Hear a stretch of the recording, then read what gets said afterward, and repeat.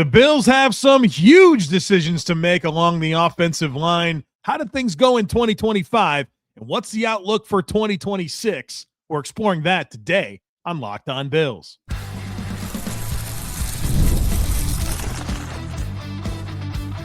You are Locked On Bills, your daily Buffalo Bills podcast. Part of the Locked On Podcast Network, your team every day.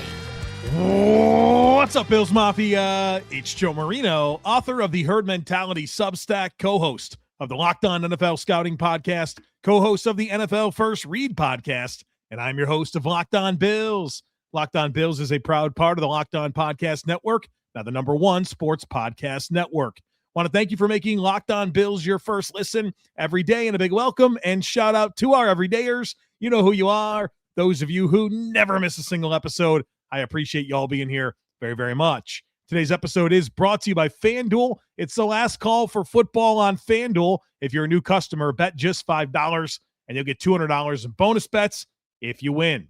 Well, folks, welcome in. We're talking offensive line today on this episode, a position where the Bills are going to have to make some big choices. So we will explore what happened in 2025 and consider what the right ideas are for 2026. So let's do it. Let's start with Dion Dawkins, a 2017 second-round pick, number 63 overall. He's 31 years old.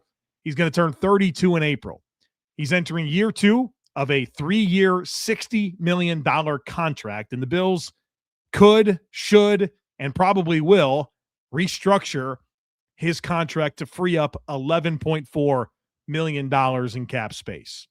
In 2025, he had 15 starts, collected 10 penalties. We'll talk about that in a second. Allowed 7 sacks and allowed 42 pressures.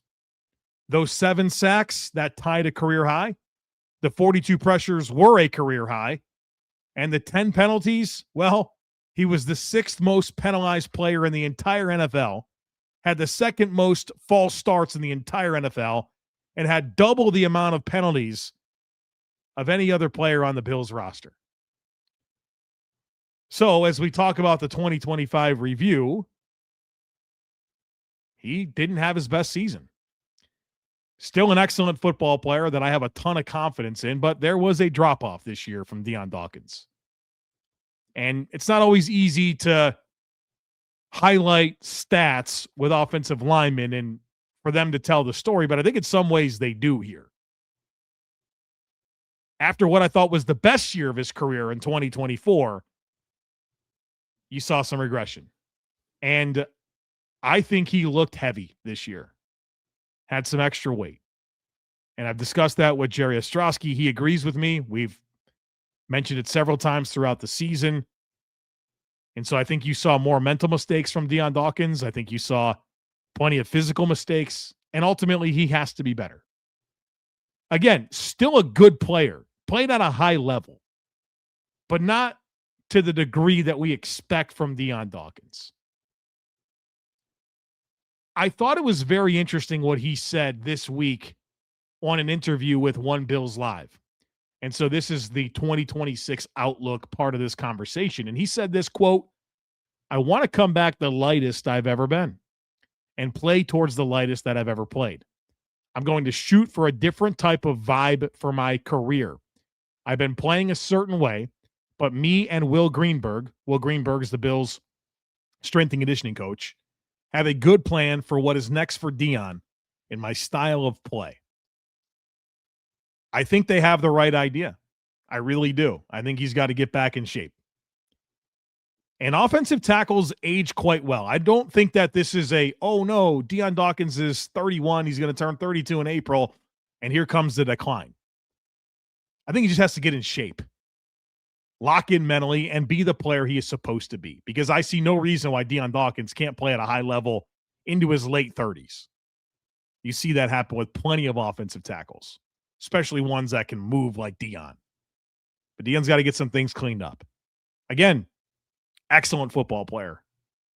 Didn't perform to the standard that we've come to expect from Dion Dawkins.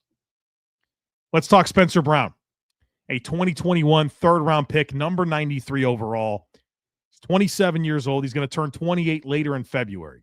He's entering year 2 of his 4-year, $72 million contract. The Bills could, should, and probably will restructure that contract for a savings of $10.6 million in cap space. In 2025, 13 starts. He missed a few games, right, with that shoulder deal. He had 4 penalties, which is a career low, which is a big deal because last year he had 16. Clean that up. He allowed 3 sacks and 36 pressures. I thought it was his best year as a run blocker. I thought he was phenomenal. Creating displacement, working doubles with O'Cyrus Torrence, getting out in space. I thought he was excellent. I think he was mostly excellent in pass pro, but there were like 3 games that really stand out to me as games where Spencer got worked a little bit. Of course, the Houston game where I think he tried to play through that shoulder injury and he really shouldn't have. The Philly game was kind of rough for him. He struggles with Jalen Phillips a little bit. And that first Patriots game was probably the one that you didn't expect him to have some struggles, but he did. But I thought overall, I mean, high-level run blocking and mostly high-level pass pro. And so the 2026 outlook for Spencer Brown is continue to be a quality starting right tackle. I think we know what to expect from Spencer Brown and the player he's told us he is over the last 3 seasons that he's been a starter for the Bills in terms of really took the jump. I think he's, at age 28, he should be in his prime, and I'm expecting a big year. He obviously didn't have as much work in training camp as you would like. Right? He had some back stuff that he was kind of working through. Obviously, he was ready to go in week 1, but hopefully he can have a really good offseason, be healthy, and deliver a big-time year where, as you consider the possibilities with the middle 3, which we'll talk about next, you're going to need Dion Dawkins and Spencer Brown to be at their best because you're probably going to have some transition on the inside, and the outside needs to be taken care of by your highly paid tackle tandem of Dion Dawkins and Spencer Brown. So I mentioned there's stuff to figure out on the inside. Well, we'll talk about it here next. So folks, be sure to stick with me.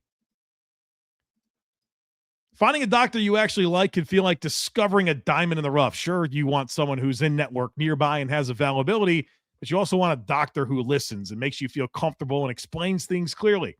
That kind of doctor exists, and finding them is easy with ZocDoc. ZocDoc is a free app and website that helps you find and book high-quality in-network doctors so you can find someone you love without all the hassle. We're talking about booking in-network appointments with more than 150,000 providers across all 50 states, covering over 200 specialties from primary care and dentistry to dermatology and eye care. I'll admit it, I've definitely put off some doctor appointments longer than I should. Between work, life, and everything else, it's easy to delay. But ZocDoc makes that process simple. You can search by specialty or symptoms and actually build a care team that works for you. You can see real-time availability and book instantly. There's no phone calls, no more waiting on hold. You can read those verified patient reviews right in the app. And whether you want to go in person or do a video visit, ZocDoc makes it easy either way. So stop putting off those doctor appointments and go to ZocDoc.com/LockedOnNFL to find and instantly book a doctor you love today. That's ZocDoc.com/LockedOnNFL, ZocDoc.com/LockedOnNFL. And thank you to ZocDoc for sponsoring this message. If you've ever hired someone who looked good on paper, but it wasn't the right fit, you know how important that is when you want candidates who truly match what you're looking for. Trust Indeed sponsored jobs. Hiring, Indeed is all you need.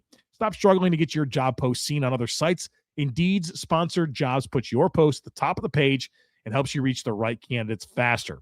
If I needed to hire someone, I'd go right to Indeed and be very specific about what I need. Real experience, not just a resume buzzword. And instead of struggling to get your job post seen, Indeed sponsored jobs helps your listing stand out and reach quality candidates faster. You can get it right in front of the people that match the role, and that's going to make a huge difference. In fact, according to Indeed data, sponsored jobs posted directly on Indeed are 90% more likely to report a hire than non-sponsored jobs. So spend more time interviewing candidates who check all your boxes with less stress, less time, and more results using Indeed sponsored jobs. Listeners of this show get a $75 sponsored job credit to help give your job the premium placement it deserves at Indeed.com/LockedOnNFL. Just go to Indeed.com/LockedOnNFL right now and support the show by saying you heard about Indeed on this podcast. Terms and conditions apply. Hiring, do it the right way with Indeed. All right, welcome back. Bill's got some stuff to figure out at center and guard. So let's talk about what they have to figure out. So the starting center, Connor McGovern, a 2023 free agent signing who's 28 and turns 29 in November, has completed his 3-year, $22.3 million contract. Heck of a deal. Heck of a free agent fine for Brandon Beane. And last year, he started 16 games, 5 penalties, allowed 0 sacks for a consecutive season, and only 14 pressures.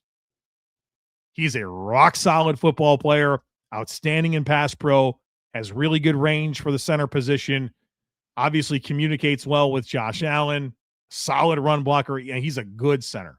He's a good starting NFL center. And so the question is he back? I think he'll be expensive. Spot Rack has his contract estimated for $16.3 million per season. I would bet it's at least $14 million a season based on what guys like Drew Dahlman, Cam Jurgens, Ryan Kelly have signed on the market.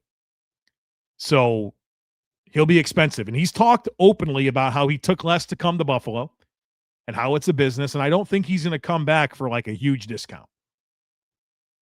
He's got back-to-back seasons with 0 sacks allowed. He's only allowed 2 quarterback hits over the last 2 years. He hasn't missed games. And for him, entering his, age 28 season, this is his big chance for a huge payday. He's made $28 million so far in his career, and he's looking at the opportunity to potentially earn $14 to $16 million per year. So can the Bills pull this off? Can they do this, plus get better at receiver, plus get better at edge rusher? Or do you have to look internally and consider, is Sedrick Van Pran Granger ready to step in? Is Alec Anderson ready to step in? Those guys have been around for several years. Or, Sedrick Van Pran Granger, at least 2. Anderson's been around for a while. Are these guys ready to go? This is what you kind of need, right? You need some of that natural in-house succession plans to, let expensive players go and replace them with less expensive players. And that's kind of what you have the opportunity to do, assuming these guys are ready. I don't expect either to step in and be as good as Connor McGovern, but you probably need to consider the right economic approach here. It's challenging. He'd be a notable loss, but one that I think the Bills might have to be realistic about having to endure, right? So we'll see where that goes. He'll get a nice contract. He will get a nice contract this offseason. We'll just see who it's from.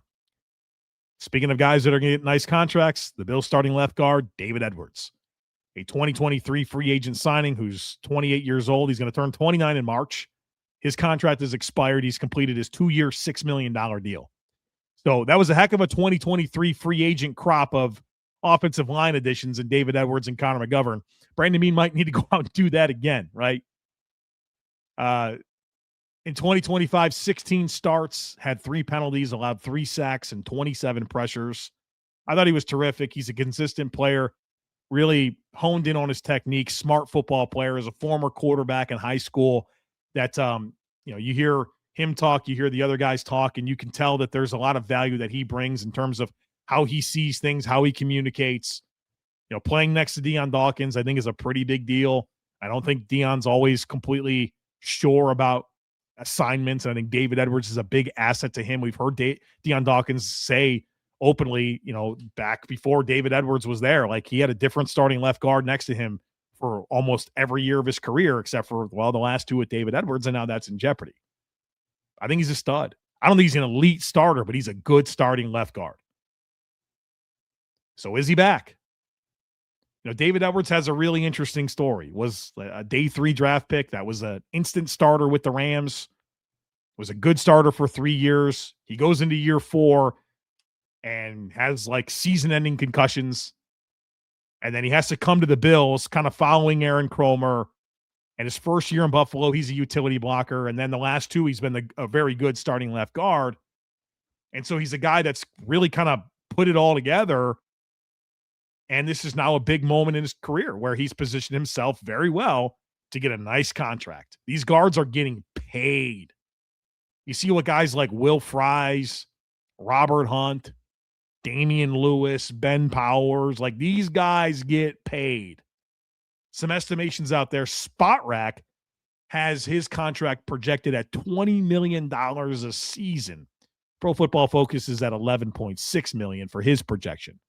I think it's probably a lot closer to the PFF number, but I would guess it's no less than 11.6. If you told me it was pushing 15, I would not be surprised. He'll be tough to keep. It's a very similar conversation to what we just discussed with Connor McGovern. Is somebody ready to step in? Is Alec Anderson ready to step in? Sedrick Van Pran Granger, Tylen Grable, perhaps. I would think that it's highly unlikely that both of these players are back. I think there's a decent chance they're both gone. And you got to lean into that pipeline. So it's an inevitable part of this. The Bills have enjoyed a ton of stability with their offensive line. They have. But that's in jeopardy. I'd be stunned if they were both back. And I would not be surprised if neither returns. The other starter on the inside is O'Cyrus Torrence, the right guard, a 2023 second-round pick, number 59 overall. He's 26 and actually just turned 26 back in January. He's entering the last year of his 4-year, $6.2 million rookie deal, and he gets a bump due to the 2026, or he gets a bump in 2026 due to the proven performance escalator. So what happens is the NFL will take players that on rookie deals that are not first-round picks that like play a lot, like a guy like O'Cyrus Torrence, who's pretty much started every game for 3 years, and they'll go ahead and like bake in an escalated fourth-year contract because, you know, they've really provided more value than what their last year of their rookie deal would pay them. Otherwise, it's a pretty good thing. You've seen like James Cook got this last year. Terrell Bernard got this. Cole Bishop will definitely get this next year, and O'Cyrus Torrence is looking at this right now. So he'll count $4.34 million against the cap this year. In 2025, he started all 17 games, had one penalty, which is really good. He had 7 in 2024, and he had 6 in 2023, so only 1 this past year. That's been a good area of growth for him. He allowed 3 sacks and 32 pressures. So let's get into the review. I like O'Cyrus Torrence. I think he's a good starter. I do also think he's kind of been the same player for 3 years. And that's a guy that's drafted, you know, he's drafted in his first 3 years and has played basically every snap for the offense. And I think he's good. I think he's a good player. I just kind of been waiting for this big leap where he goes from good to, oh my goodness, he's a dominant right guard. And I don't think he's that. I think he's a fine starting right guard. And I hope, and have been, you know, like I said, kind of craving this leap, but I think he's kind of been the same guy for 3 years. And so it's an interesting conversation as you get into the 2026 outlook because he is extension eligible. And as we know, the Bills like to extend their guys early. And that's a good thing to do because, you know, they're never really going to be cheaper than they are right now. Like if O'Cyrus Torrence goes out this year and puts it all together, I mean, he could be a $22 million a year guard. That would not surprise me. He's probably already like a $15 million a year guard, just based on the market. So do you get it done now and bet on the leap and get ahead of it? Like I said, these guards are getting huge money. He's a 3-year starter. He hasn't missed time. He's consistent. I think I'd wait. I'd want to see it happen this year before I committed big money to a guy that's just good. But I can also envision a world where Edwards and McGovern walk, and then it's like, oh, well, we better extend O'Cyrus Torrence as sort of a, well, we couldn't pay them all, so we prioritized the young player that we drafted. And maybe that kind of helps soften the loss, knowing that you've committed here long-term. But I don't know if I feel that type of urgency personally. Predictively and personally, those are two different conversations. But I'd probably let this play out and see what type of growth he shows. And if he's the same player again, well, all right, you could still extend him, but to me, it becomes a little bit easier to say, no, you're really not a $20 million a year guard. So it's a little bit complicated. I wouldn't be surprised to see an extension. Personally, I'd wait it out. I would personally wait it out. All right, so as part of this conversation about potential starters leaving, you got to consider some of your depth options and if they're ready to go as starters. So I'll share some thoughts on that here next. So folks, be sure to stick with me. What if sports were traded like markets? Now you can put your sports IQ to work in real time with Robinhood Prediction Markets. It's not you against the house. It's you participating in a live market. You can buy or sell your positions live all game long. You can use that sports knowledge in the moments that matter. Robinhood Prediction Markets changes the game. It's people moving the action, so when momentum shifts, you can move with it. I always knew the game, but never had a dynamic way to put that knowledge into play, and now I can actually take part live in a market powered by people. You're no longer just a spectator. Play-by-play, you decide. Trade every play with Robinhood. Now available across the United States. Download the Robinhood app now to begin. Futures and cleared swaps trading involves significant risk and is not appropriate for everyone. Event contracts are offered by Robinhood Derivatives, LLC, a registered futures commission merchant and swap firm. As the new year gets going, a lot of people are trying to simplify their routines, and dinner is a big one. Between busy work days, cold winter nights, and packed schedules, having an easy, reliable dinner plan makes a huge difference, and that's where Home Chef comes in. Home Chef takes the stress out of cooking by delivering fresh, pre-portioned ingredients right to your door with easy-to-follow recipes that actually taste great. They're rated #1 by users of other meal kits for quality, convenience, value, taste, and recipe ease, and it's easy to see why. Meals are going to come ready to fit in your schedule. There's over 30 weekly options, including family-sized meals.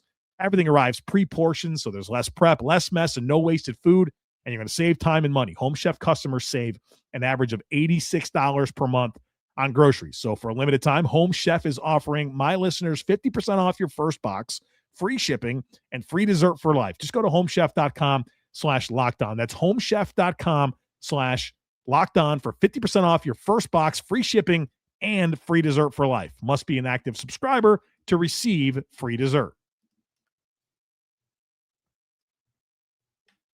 All right, welcome back, folks. Let's talk about some of these depth players. And there's decisions to make here. And, some of these guys might be starters in 2026. So let's talk about Ryan Van Demark first.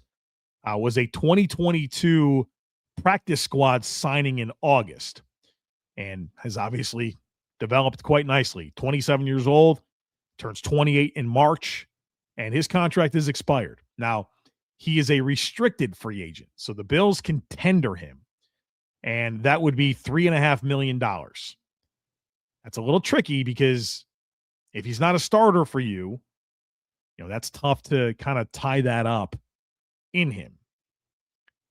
We'll talk more. He started 4 games this year with 3 penalties, allowed 2 sacks and 9 pressures. I love how he's continued to add to his story. A guy that came in, during his rookie season, I think he was with the Colts, and the Bills signed him to the practice squad. And, he develops into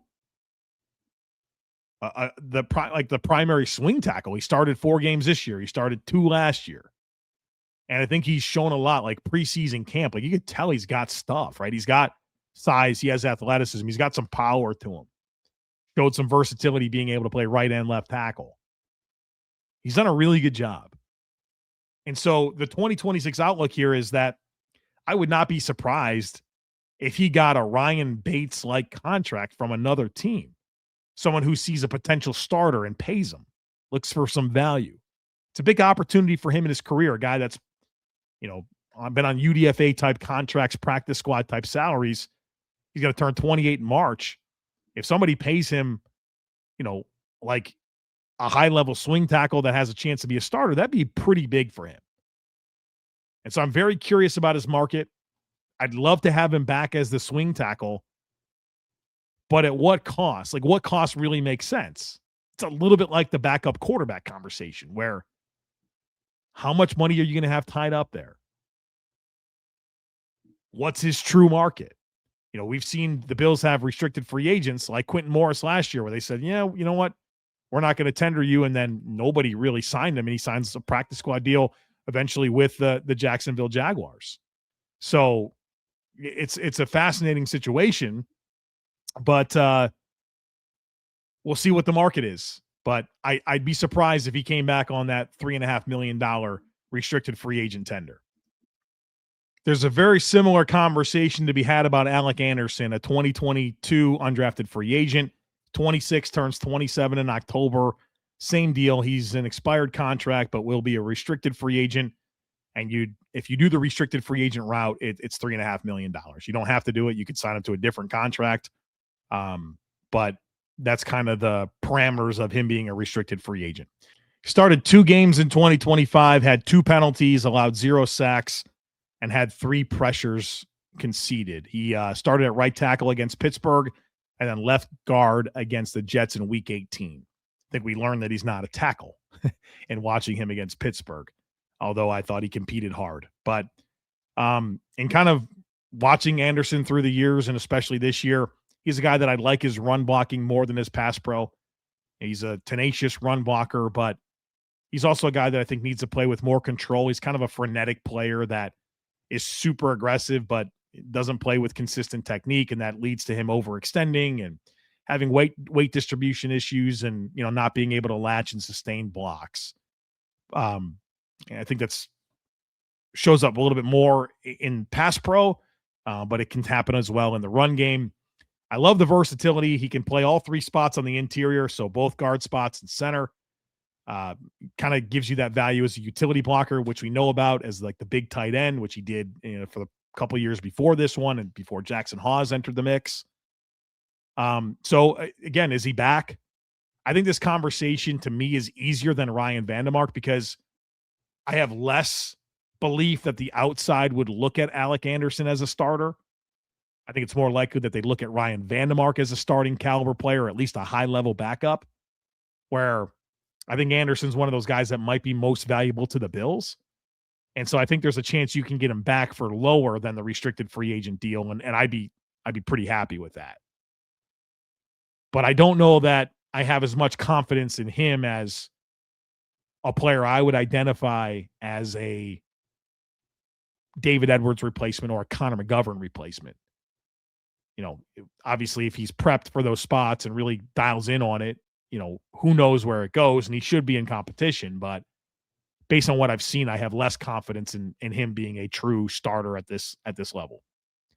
Let's talk Sedrick Van Pran Granger, a 2024 5th-round pick, number 141 overall. He's 24, turns 25 in October. He's entering year 3 of his 4-year, $4.3 million deal. And, he only had the 1 start this past year in week 18 against the Jets. And I feel like we missed an opportunity to get to see a lot of him. He had that calf injury, which kept him out of all of camp. He didn't play at all in the preseason. And, he eventually gets activated from the PUP, and we don't really get to see him play until week 18.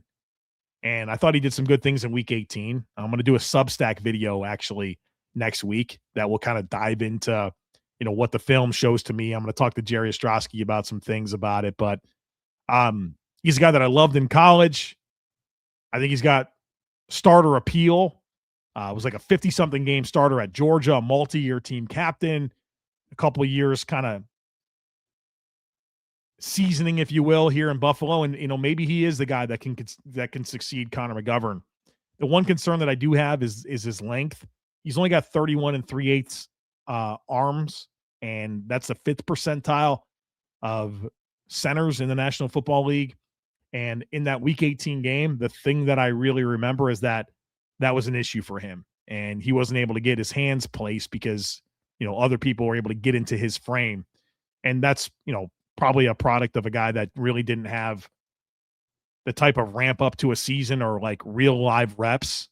I still think he held his own in some ways, but can he overcome that is a question. And I think that limits his appeal at guard, probably makes him a center only. But I'm curious to see how the team views him, because it wouldn't surprise me to see him step in and maybe be the Bills starting center. And so that's the big question I have. Is he the Bills starting center next year? I think he's got a better chance than Alec Anderson, to be honest with you. He's got big-time pedigree coming out of Georgia. Kind of fell in the draft. I think it's because of the measurables, sub 300 pounds, sub 31.5-inch arms, right? He's missing some stuff here in terms of boxes you want to check, but good ball player. He's athletic. We'll see what the team thinks of him. He'll obviously be back in the mix, but, is he a backup or is he a guy that's really going to maybe claim this starting center job? Let's talk about Tylen Grable, one of my favorites. 2024 sixth-round pick, number 204 overall. He's 26. He turns 27 in October, entering year 3 of his 4-year, $4.2 million rookie deal.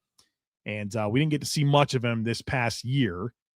We saw him in Week 18, a very similar conversation to the Sedrick Van Pran Granger one, where no preseason due to the concussions. We saw him a little bit more in camp, but we didn't see him play until Week 18. And I really like what I've seen from Tylen Grable, both last year during the preseason, this year in Week 18. I just love how he plays. I think he's got good technique. He's got really, really good hand usage. He's athletic. He uses his length. I'm a big fan of the skill set. I think he's got some starter makeup here. I think there's a chance that while he's mostly played tackle, I think he might be a starting guard. And so I think at a minimum, this is a guy that can be your swing tackle next year. And maybe even a guy that can start at left guard. Could the Bills' offensive line be Dawkins at left tackle, Grable at left guard, Sedrick Van Pran Granger at center, Torrence at right guard, and Brown at right tackle? Would you like that? Wouldn't surprise me if that's kind of what it looked like. Maybe the Bills will bring him some veterans or, we'll see where it goes, but draft and develop, this is kind of what you want. These types of players stepping into these roles. So maybe I have some aggressive thoughts there, but I like the makeup of Grable a ton. He's really impressed me every time I've watched him, especially watching him in college and kind of seeing how much better he's become in the NFL. Guy that was a tight end, maybe even a quarterback. I think it was a quarterback that switched to tight end and then eventually left tackle. I think he's had a really good arc based on that transition. So he's very, very appealing to me. Very appealing. We'll see where it goes. In fact, remember in 2024, during his rookie season, he actually beat out Ryan Van Demark twice to be the starting swing tackle. So I think there's something here, and I'm curious to see where it goes this year. The Bills also have Chase Lunt, a 7th-round pick from last year that finished the season on injured reserve. Travis Clayton and Nick Broker, those are all guys. Of course, Lunt still has 3 years left on his rookie deal. Clayton and Broker signed futures deals, so they will be in the mix for next year. So what do the Bills have? Well, they got their starting offensive tackles locked up in Spencer Brown and Dion Dawkins. So O'Cyrus Torrence is still in the mix for at least one more season. Sedrick Van Pran Granger is obviously signed for a couple more years.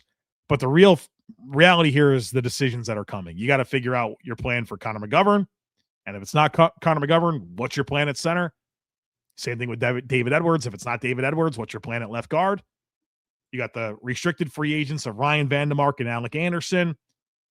How do you approach that? Especially with Ryan Van Demark. I think you can get Alec Anderson back for less than the $3.5 million. And then what do you do about O'Cyrus Torrence and the possibility of an extension? There's a lot to figure out here. And I know that offensive line will be a high priority for Brandon Beane. So you got to be right here. And hopefully he can have a 2023 free agent haul like he did with David Edwards and Connor McGovern. He can do that again this year. Maybe these young guys are ready to go. There's a lot to figure out, and it's important. You're talking about the offensive line for Josh Allen.